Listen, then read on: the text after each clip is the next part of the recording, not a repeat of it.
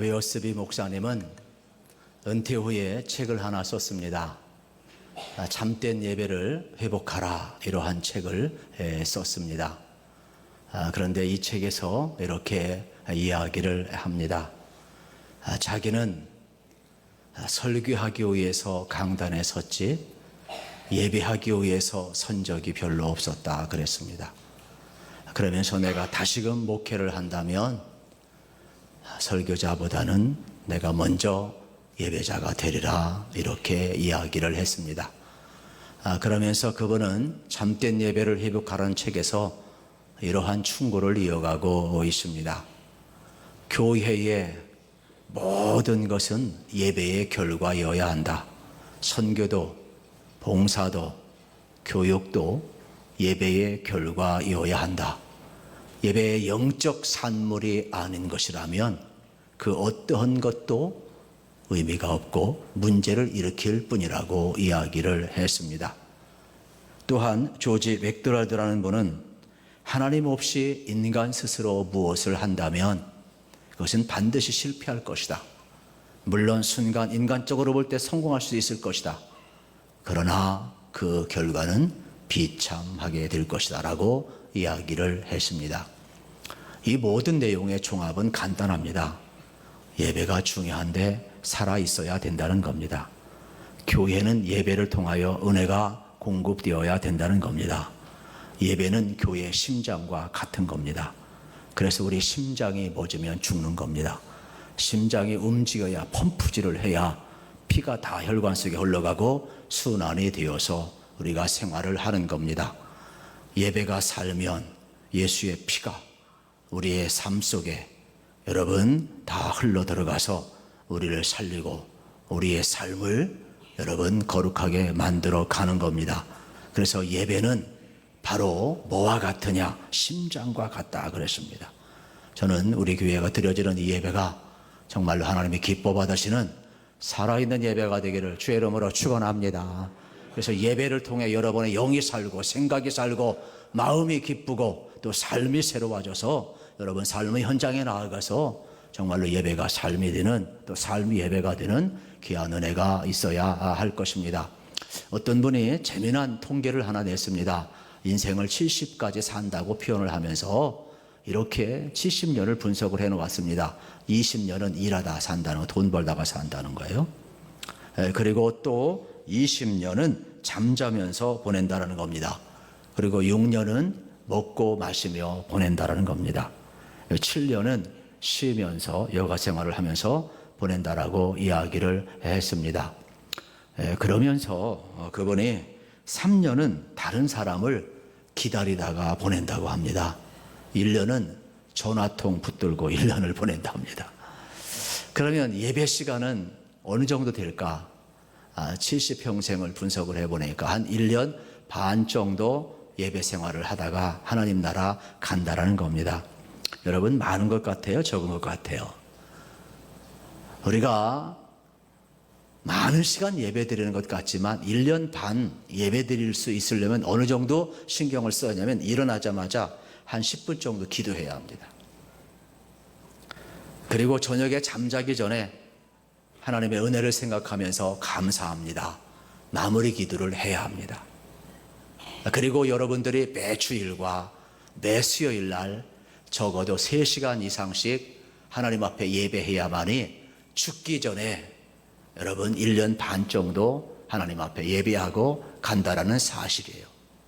그렇다면 우리는 매 주일, 매 수요일, 또 매일 아침 저녁으로 정성을 쏟지 아니하면 하나님 앞에 갔을 때 그렇게 많이 예배드리고 간 게 아니에요.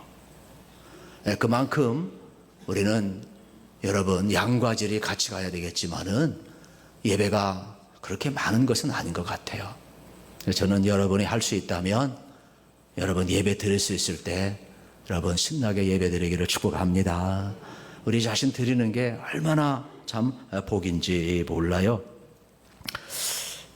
예배가 뭐냐? 수 없는 정의가 있지만은 저는 이렇게 정의하고 싶어요. 한번 읽어봅시다.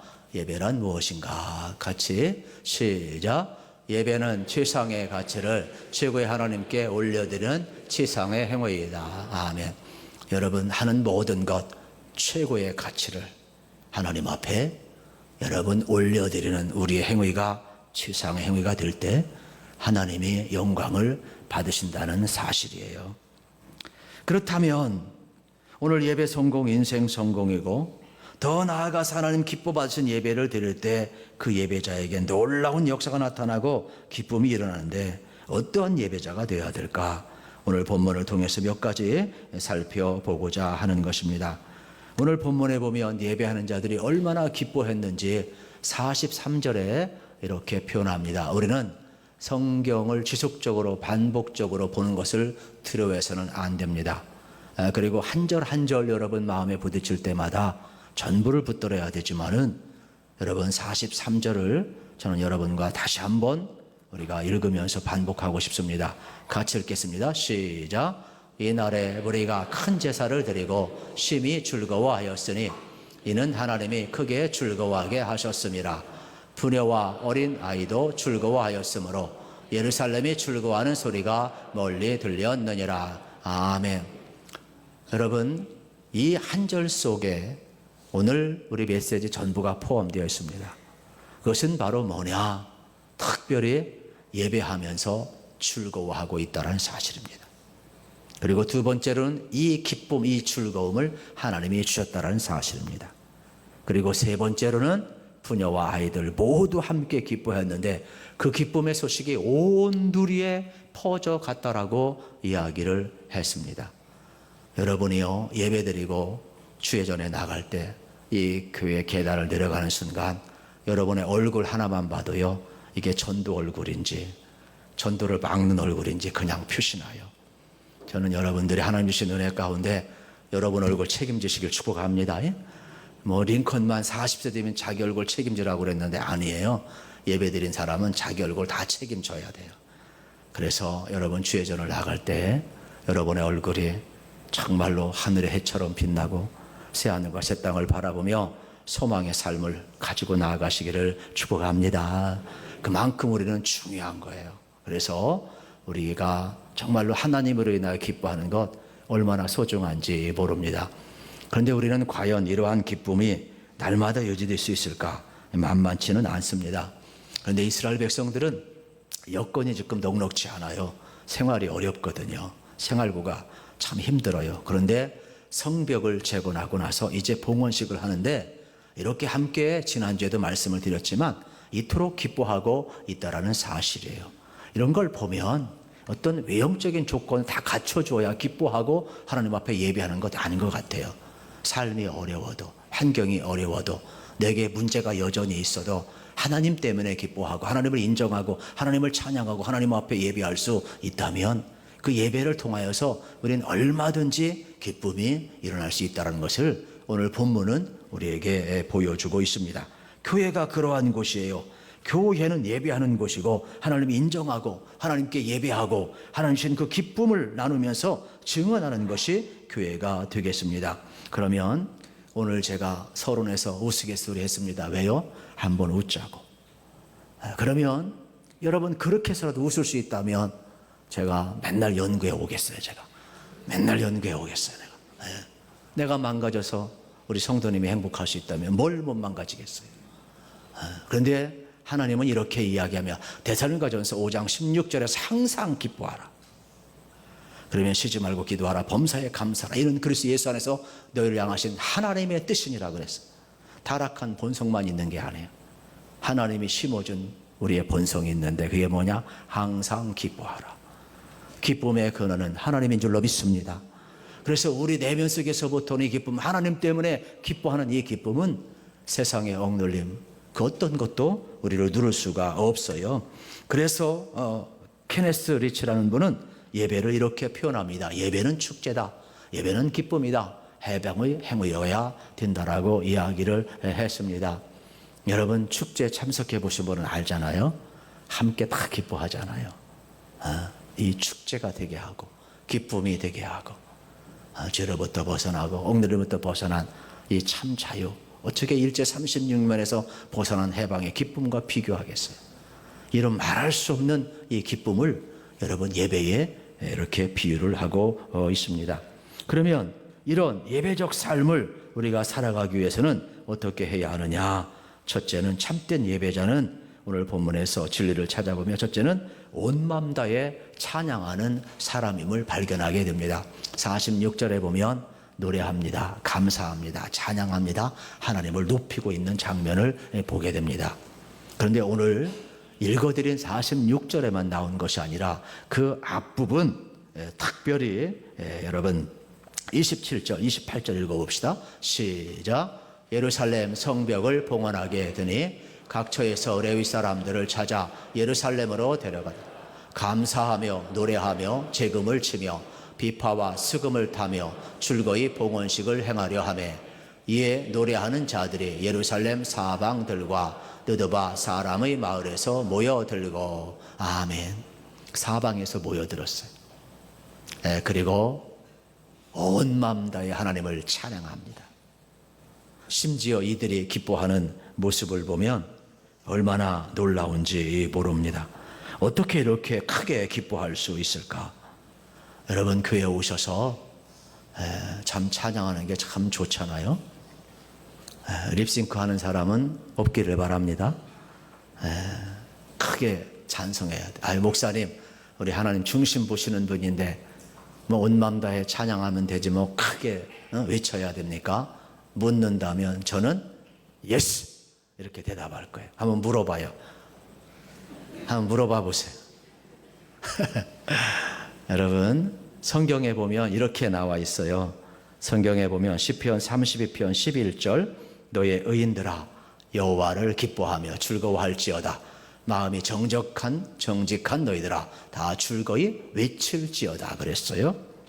시편 95편 1절에도 오라 우리가 여호와께 노래하며 우리 구원의 반석을 향하여 즐거이 외치라. 시편 98편 4절에도 온 땅이여 여호와께 즐거이 소리칠지어다 그랬어요. 그러니까 온 마음을 다해 찬양하는 것은 여러분 큰 소리로 하나님을 높이는 것이라고 성경은 이야기하고 있어요. 요한계시록 5장 12절에 보면 여러분 천상에서 울려 퍼질 그 찬양을 이렇게 표현합니다. 공동 번역으로 읽어드립니다. 그들은 큰 소리로 죽임을 당하신 어린 양은 권능과 부귀와 지혜와 힘과 영예와 영광과 찬양을 받으실 자격이 있으십니다라고 외치고 있다고 이야기하고 있어요. 천상에서도 작은 소리로 찬양하는 게 없대요. 천사들조차도 큰 소리로 찬양을 한대요. 어린 양 되신 예수 그리스도를 그토록 부르짖어 높이고 있다라고 소개하고 있어요. 왜 이렇게 전심으로 큰 소리로 찬양해야 하느냐? 하나님은 그 어떠한 존재보다 더 크고 위대하신 하나님이기 때문에 그렇습니다. 왕 중의 왕이시요 여러분 신들 중에 신이시요. 생각해 보세요. 세상에 그 어떤 것과 비교할 수 없다라는 사실입니다. 창조주 앞에 피조물이 여러분 연주하고 소리치고 영광을 돌리는 것은 얼마나 영광스러운 것인지 모릅니다. 이베 사역을 이끌어갔던 라마 보시멘 박사는 천상의 누대는 책에서 이렇게 정의합니다. 주를 향한 찬양은 다른 어떤 신들을 향한 찬양보다 더욱더 커야 한다.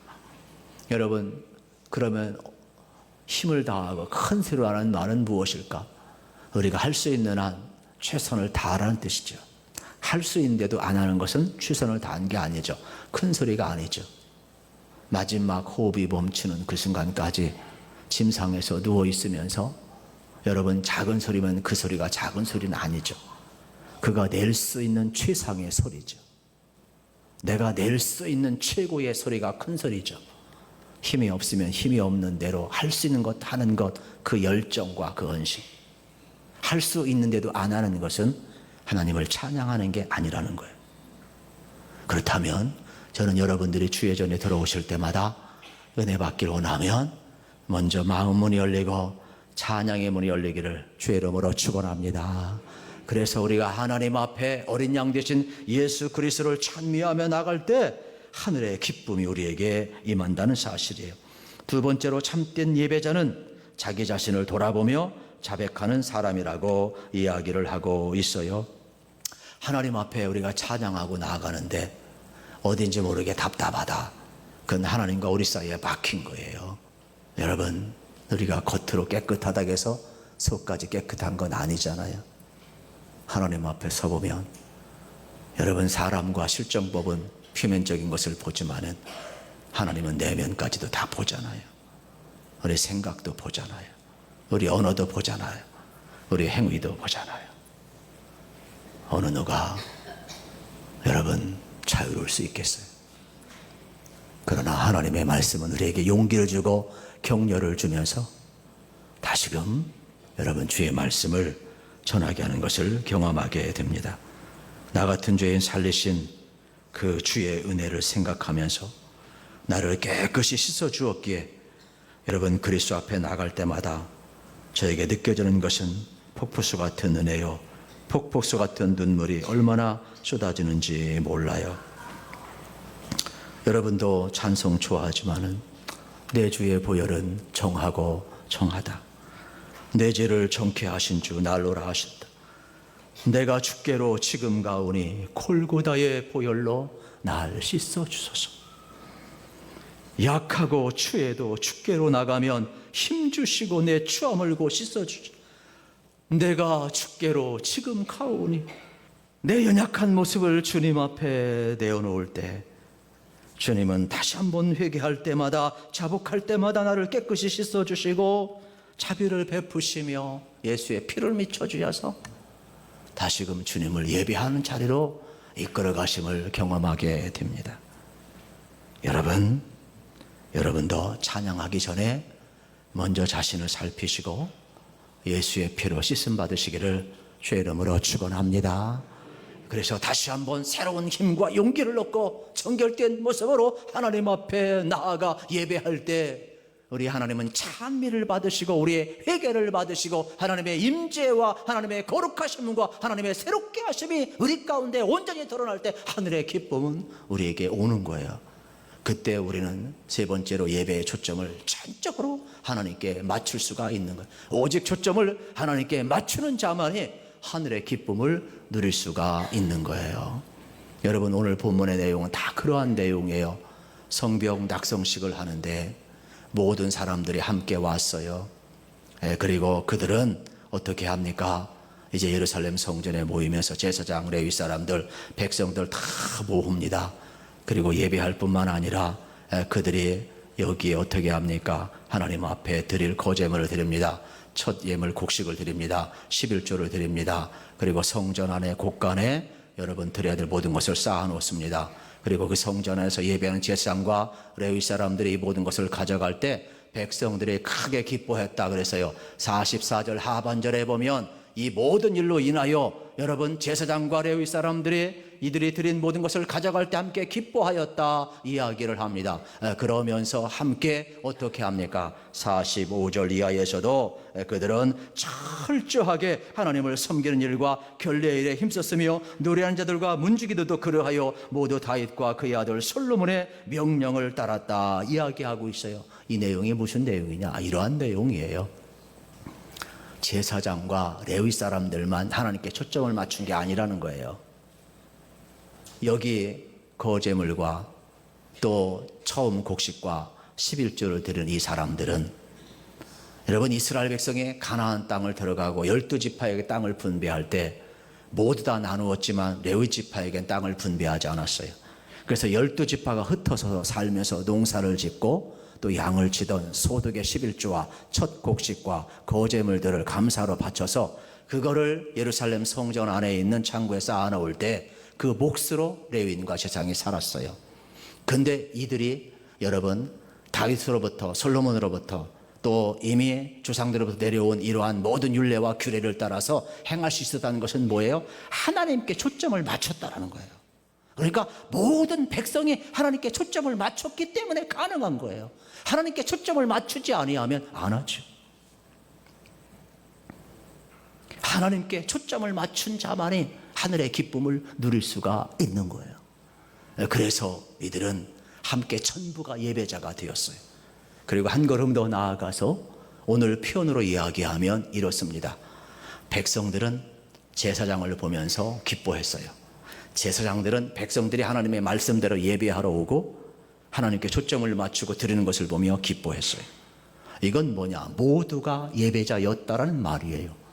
오늘 예배드리는 이 시간, 여기 예배의원들만, 목사만, 우리 장로님, 권사님, 교육자만, 찬양대원들만, 봉헌자만, 안내의원만 예배자가 아니라 참여한 여러분 모두가 하나님 앞에 예배자라는 거예요. 예배는 구경꾼이 아니에요.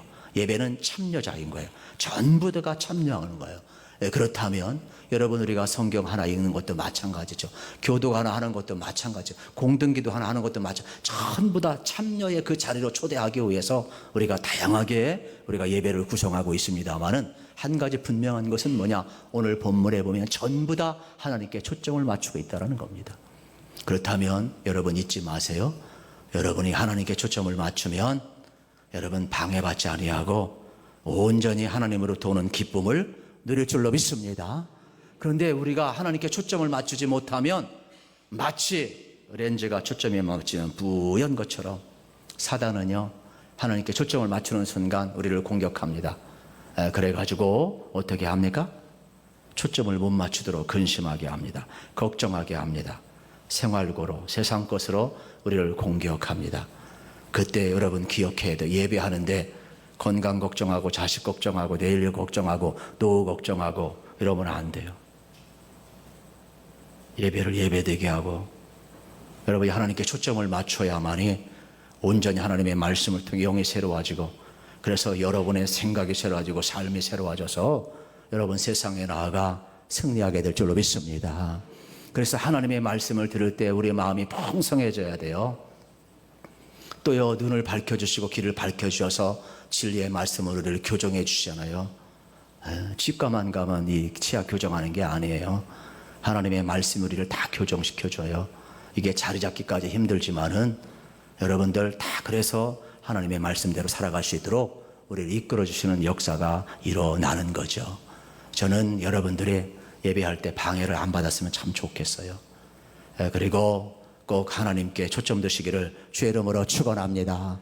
구경꾼이 되면, 판단자가 되면 금방 사단이 치고 들어와 가지고 이러쿵 저러쿵 하나님께 초점을 맞출 수가 없어요. 그래서 우리는 온전히 하나님께만 초점을 맞추고 예배를 드려야 돼요.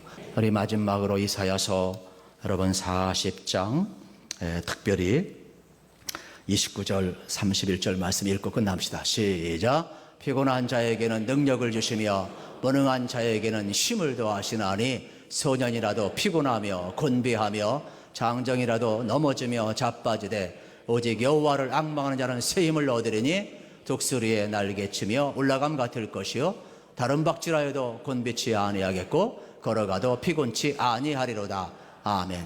여호와를 앙망하는 자는 새 힘을 얻을 줄로 믿습니다. 기도합니다.